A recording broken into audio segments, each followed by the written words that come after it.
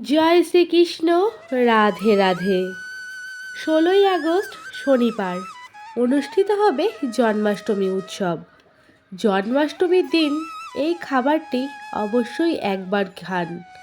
এই তিনটে জিনিস কিন্তু অবশ্যই দর্শন করুন, কারণ শাস্ত্রে বলা আছে যে বা যারা এই দিনে এই তিনটি জিনিস দর্শন করে তাদের জীবনে পরম সৌভাগ্য ভরে ওঠে এবং এই দিনে ভগবানের কাছে নিজের মনোবাসনা জানায়, তাদের মনোকামনা অবশ্যই পূর্ণ হয়। তো বন্ধুরা, রাধে রাধে। সবাইকে জানাচ্ছি জন্মাষ্টমীর আগাম শুভেচ্ছা। যারা জন্মাষ্টমীর উপবাস রাখছেন কিংবা এই দিনে রাতে ব্রতের পর আপনারা কি খেতে পারেন, এই দিনে কোন খাবারটি খেলে মানুষের সৌভাগ্যের উদয় হয়, এছাড়া এই দিনে আপনারা ওষুধ, জল, চা এই সমস্ত খাবার কি খেতে পারবেন এবং এই দিনে ভগবানের অত্যন্ত প্রিয় এই তিনটি ভোগ ভগবানকে নিবেদন অবশ্যই করতে হবে।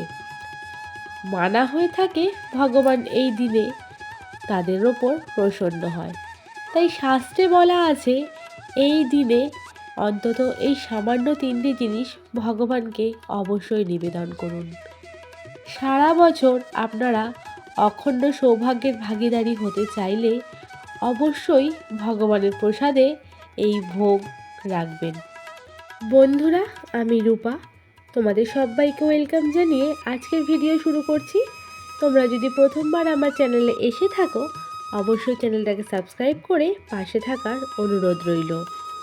এই বছর জন্মাষ্টমী তিথি শুরু হচ্ছে আজ শুক্রবার মধ্যরাত থেকে, মানে 16ই আগস্ট রাত 1:17 বেজে, এবং জন্মাষ্টমী তিথি থাকবে শনিবার রাত্রি 10:49 পর্যন্ত।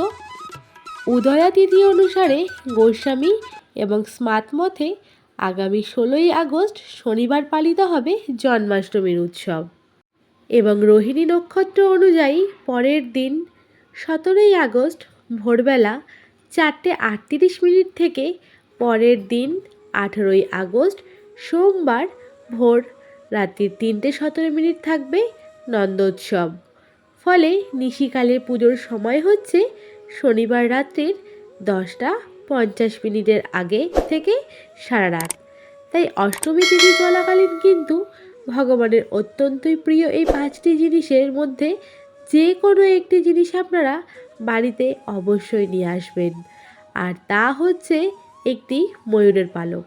হ্যাঁ বন্ধুরা, প্রথম জিনিস যেটা বাড়িতে আজকের দিনে অবশ্যই আনবেন সেটি হচ্ছে ময়ূরের পালক। এই ময়ূরের পালক এনে ঠাকুরের ঘর সদর দরজার ওপরে অথবা শোয়ার ঘরের যে কোনো একটি দেওয়ালে টাঙিয়ে রাখুন। এছাড়া এই দিনে বাঁশি, নাভি শঙ্খ বা যে কোনো ধরনের শঙ্খ কিংবা লক্ষ্মীকড়ি, ভগবদ্গীতা বা দুধের তৈরি যে কোনো ধরনের একটি মিষ্টি এই দিনে এনে ভগবানকে অর্পণ করুন এবং যে কোনো কাউকে দান করুন। এবার এই দিনে ভগবানের কোন ভোগ না দিলে ভগবান প্রসন্ন হন না, অর্থাৎ জন্মাষ্টমীর পুজো অসম্পূর্ণ হন না।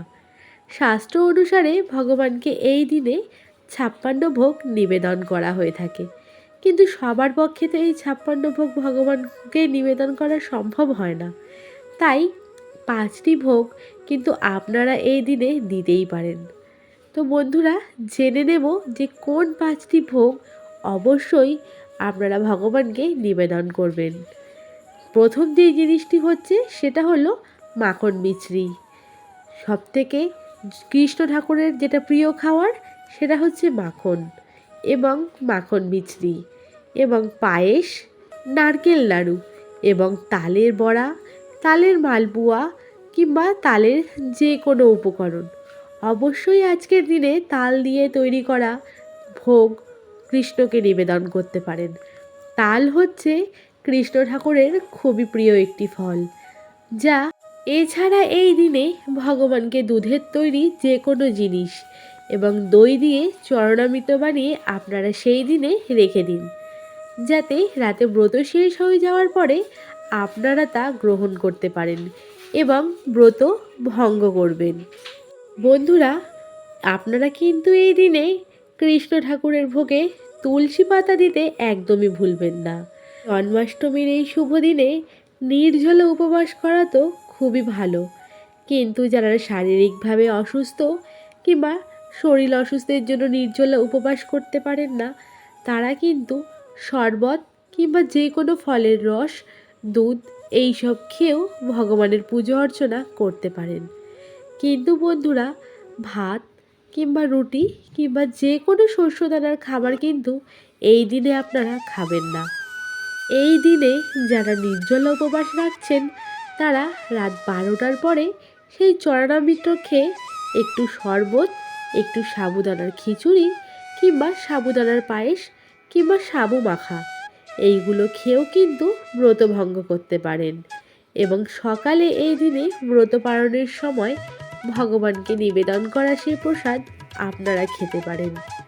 কিন্তু বন্ধুরা, যারা এই দিনে কোনো উপবাস রাখতে পারছেন না তারা কিন্তু অবশ্যই এই দিনে চা এবং পঞ্চরবিশস্য বর্জন করবেন, নিরামিষ আহার গ্রহণ করবেন, ভগবানের পূজা অর্চনা নাম করবেন। জন্মাষ্টমীর দিন খুবই গুরুত্বপূর্ণ কাজ হচ্ছে সকালবেলায় ঘুম থেকে উঠে আপনার এই 3টি জিনিস অবশ্যই দর্শন করতে হবে।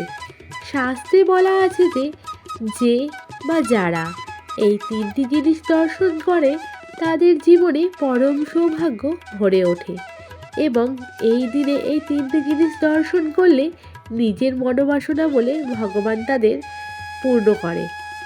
তো বন্ধুরা, কী 3টি জিনিস অবশ্যই আপনাদেরকে জানিয়ে দিচ্ছি। সকালবেলায় ঘুম থেকে উঠে সবার প্রথমে কিন্তু যেই জিনিসটি দর্শন করবে সেই জিনিসটি হলো তুলসী গাছ। হ্যাঁ বন্ধুরা, সকালবেলায় ঘুম থেকে উঠে প্রথমে তুলসী এবং সূর্য দেবতাকে নমস্কার করে কিন্তু কৃষ্ণের নাম নিয়ে অবশ্যই আজকের দিনটা শুরু করতে হবে। দ্বিতীয় যেই জিনিসটি হলো সেটি হলো আপনারা কিন্তু এই দিন সকালবেলায় গঙ্গা স্নান অবশ্যই করতে পারেন। মা গঙ্গাকে নমস্কার করে আজকের দিনটা অবশ্যই শুরু করবেন। শুধু নমস্কার নয়, নমস্কারের পাশাপাশি কিন্তু গঙ্গা স্নানও করতে হবে। তৃতীয়টি যেই জিনিসটি আপনাকে সকালবেলা এই দিন দর্শন অবশ্যই করতে হবে সেইটি হলো মা বাবা। মনে রাখবেন, মা বাবার থেকে কিন্তু বড় মানুষ কেউই হয় না। তাই আজকের দিনে অবশ্যই আপনারা মা বাবাকে নমস্কার করে আজকের দিনটা শুরু করবেন। জন্মাষ্টমীর এই শুভ সময় কিন্তু আজকের দিনে আপনাদের বাড়িতে কোনো গরিব দুঃখী কিংবা ভিখারি আসে তাকে কিন্তু খালি হাতে কখনোই ফেরাবেন না। এইটা মনে রাখতে পারেন যে ভগবান কখন কোন রূপ নিয়ে আসে তা কিন্তু আমরা কখনোই জানি না। তাই তাকে নিজের সাধ্য মতন অবশ্যই কিছু দান করবেন। আজকে অর্থাৎ জন্মাষ্টমীর দিনে অবশ্যই আপনারা গীতা পাঠ করবেন এবং তার সাথে হরির নাম করবেন। জন্মাষ্টমী পুজোর পরে অবশ্যই ব্রতকথা শ্রবণ করবেন এবং কৃষ্ণের অষ্টোত্তর শতনাম কিন্তু করতে একদমই ভুলবেন না। সন্ধেবেলায় তুলসী তলায় ঘিয়ের প্রদীপ এই দিন অবশ্যই দেবেন। মা তুলসীকে জল দান করবেন। এই সামান্য সামান্য কিছু কার্যের মধ্যেই কিন্তু আমরা জন্মাষ্টমীর দিনটাকে সুন্দরভাবে পালন করতে পারি এবং খুব সহজেই জন্মাষ্টমীর মাধ্যমে শ্রীকৃষ্ণ কিংবা বালগোপালের সেবা করতে পারি। অনেকেই কিন্তু আজকের দিনে গোপালকে নিজের সন্তানের রূপে পুজো করে থাকে। তো বন্ধুরা, আজকের দিনে আরও একটি কাজ যেটা আপনারা করবেন সেটা হচ্ছে গোমাতার সেবা। অবশ্যই আজকের দিনে কিন্তু গোমাতার সেবা করতে ভুলবেন না, কারণ গোমাতা হচ্ছে শ্রীকৃষ্ণের খুবই প্রিয় একটি প্রাণী।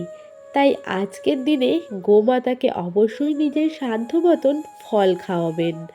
তো বন্ধুরা, আজকের ভিডিওটা কিন্তু এইখানেই শেষ করব। সবাই ভালো থাকবেন, সুস্থ থাকবেন। আপনাদের সঙ্গে দেখা হবে পরবর্তী কোনো ভক্তিমূলক ভিডিওতে। এবং আপনারা কমেন্টে জয় শ্রীকৃষ্ণ, রাধে রাধে এই কথাটা লিখতে কিন্তু একদমই ভুলবেন না। নতুন বন্ধুদের সাবস্ক্রাইব করে পাশে থাকার অনুরোধ রইল।